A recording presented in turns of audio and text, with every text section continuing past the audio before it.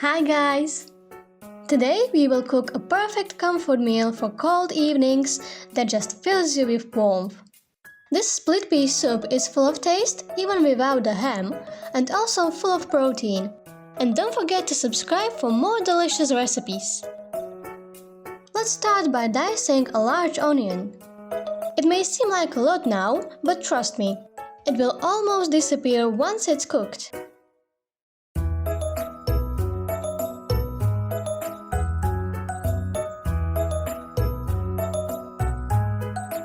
In a pot, melt 2 tablespoons of butter. You can also use vegetable oil if you're vegan. I just had to use butter because butter makes everything better. Sorry vegans. Let's add the onion. Stir it and cover the pot. We want it a little caramelized, so keep it on low heat and stir often. It should take around 10 to 15 minutes. In the meantime, let's dice 1 celery rib.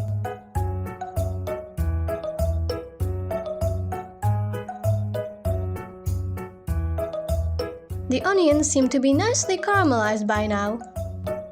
Let's peel 3 garlic cloves and add them to the pot using a garlic press.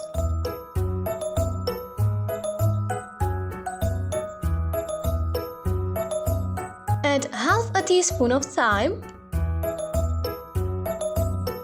a teaspoon of oregano, a teaspoon of smoked paprika, and 1 bay leaf. Stir the seasonings for about a minute so they can release all that beautiful aroma. Add celery and cook it for around 5 minutes, stirring occasionally until it gets soft.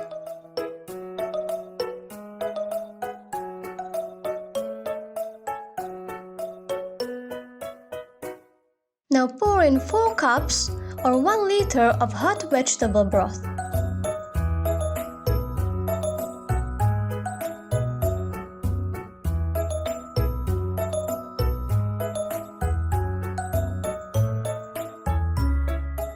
When the broth is simmering, add 1 cup or 250 grams of split peas. I used yellow split peas because it has a more savory flavor, but you can also use green split peas, which is a little sweeter. Let them cook, stirring occasionally, for around 45 minutes or until the peas are soft but still keep their shape. In the meantime, cut in half and slice 1 medium carrot.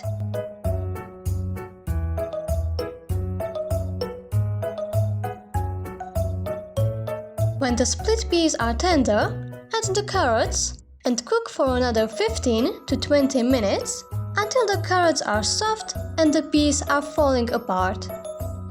I add the carrots to the soup later because I prefer them keeping their shape and not turning into mush. You can also add a pinch of pepper and some salt if necessary. Serve this amazing soup with some crispy croutons and have a wonderful, relaxing evening. And don't forget to subscribe for more delicious recipes. Is there anything else you would like me to cook? Let me know in the comments. See you later!